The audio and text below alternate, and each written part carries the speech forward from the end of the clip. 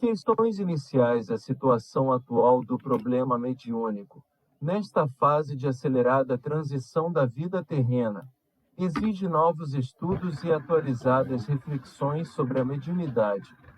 As descobertas científicas do nosso tempo, especialmente na física, na psicologia e na biologia, confirmaram decisivamente a teoria espírita da mediunidade, a ponto de interessarem os próprios cientistas soviéticos pela obra do racionalista francês Allan Kardec. Segundo as informações procedentes da URSS, as teorias parapsicológicas, confirmadas pelas mais rigorosas experiências de laboratório, pareciam inicialmente contraditar os conceitos espíritas, firmados em meados do século passado e por isso mesmo suspeitos de insuficiência.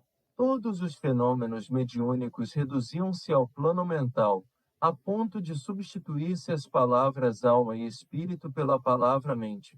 Instituía-se um mentalismo psicofisiológico que ameaçava todas as concepções espiritualistas do homem.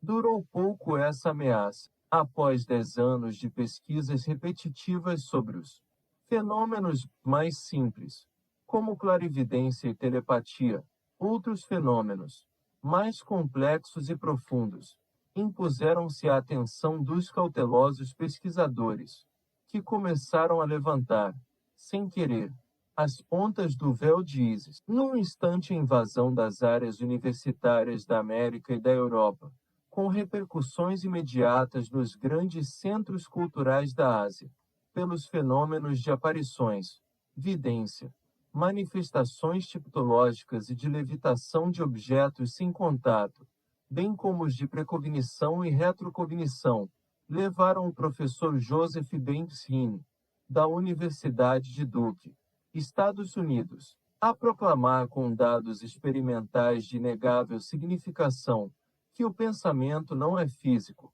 o mesmo se aplicando à mente. Hine se expunha ao temporal de críticas e ironias, expondo a parapsicologia à excomunhão cultural. Vassiliev, da Universidade de Leningrado, propôs-se a provar o contrário, através de uma série de experiências, mas não o conseguiu. Desencadeou-se então, no mundo, o que a Enciclopédia Britânica chamou de Psychic Boom, uma explosão psíquica mundial. Os fenômenos mediúnicos conseguiram, afinal, a cidadania científica que as academias lhe haviam negado. Parodiando uma expressão de Kardec sobre o hipnotismo, repudiado durante anos pela Academia Francesa, podemos dizer que a mediunidade, não podendo entrar nas academias pela porta da frente, entrou pela porta da cozinha, ou seja, dos laboratórios. O reconhecimento científico da realidade dos fenômenos mediúnicos afetou beneficamente o espiritismo, mas trouxe-lhe também algumas desvantagens. Muitos espíritas se deslumbraram com o fato e julgaram-se capazes, embora sem o necessário preparo, de criticar e reformar Kardec, o vencedor, como se fosse um derrotado. Com isso pulularam as inovações teóricas e práticas no espiritismo, aturdindo particularmente os iniciantes, que afluíram em massa às instituições doutrinárias.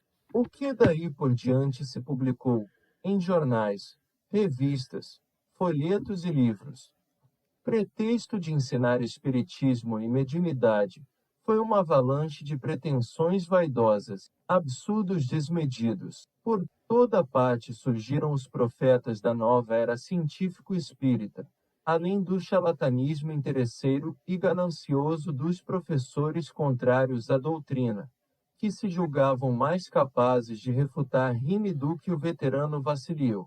Hoje ainda perduram as confusões a respeito. Afirma-se tudo a respeito da mediunidade. É uma manifestação dos poderes cerebrais do homem. Esse computador natural que pode programar o mundo. É uma eclosão dos resíduos animais de percepção sem controle de órgãos sensoriais específicos.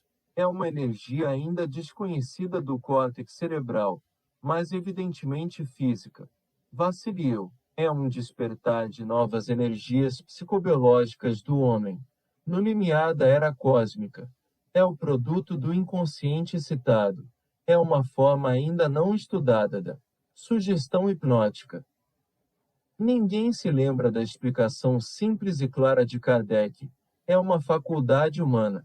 Procuramos demonstrar, neste livro, o que é, em essência, essa faculdade, como funciona em nosso corpo e em relação com o mundo, os homens e os espíritos.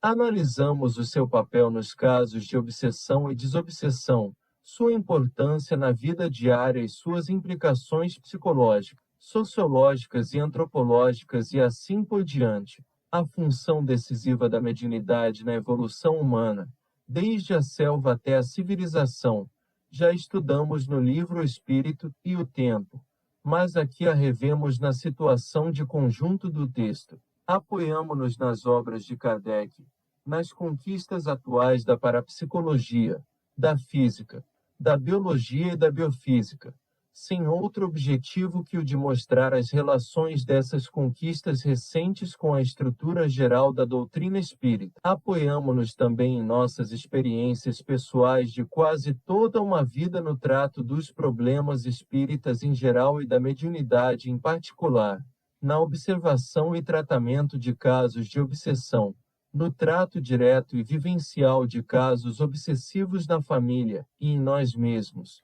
nas observações de tratamentos em hospitais espíritas e nas instituições doutrinárias. Não teorizamos sobre esses casos, procurando apenas expor o que vimos e sentimos, de maneira a dar o quadro funcional dos processos, segundo a nossa percepção íntima, nos termos da observação psicológica subjetiva e das experiências objetivas.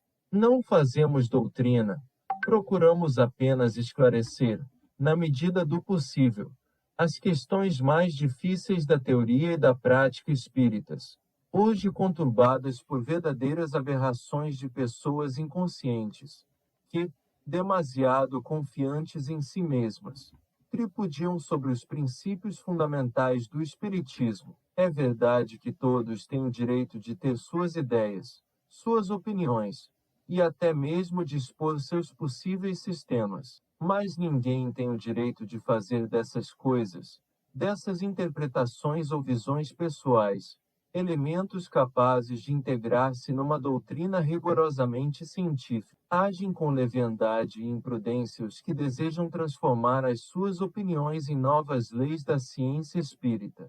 A evolução desta, o seu desenvolvimento real, só podem ser realizados em termos de pesquisa científica e análise filosófica, por criaturas lúcidas, equilibradas, conscientes de suas possibilidades e seus limites, conhecedoras das exigências do processo científico. Fora dessas condições, só poderemos desfigurar a doutrina e ridicularizá-la aos olhos das pessoas de bom senso e culturalmente capacitadas. Este livro não é nem pretende ser considerado como um tratado de mediunidade. Longe disso.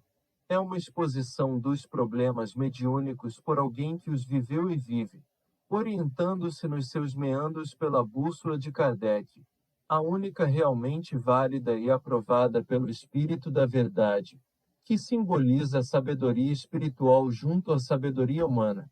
Os que não compreendem a necessidade dessa conjugação para o trato eficaz dos problemas espirituais não estão aptos a tratar de espiritismo. Enganam-se a si mesmos ao se considerarem mestres do que não conhecem. O Espiritismo é uma doutrina que abrange todo o conhecimento humano, acrescentando-lhe as dimensões espirituais que lhe faltam para a visualização da realidade total. O mundo é o seu objeto, a razão é o seu método e a mediunidade é o seu laboratório.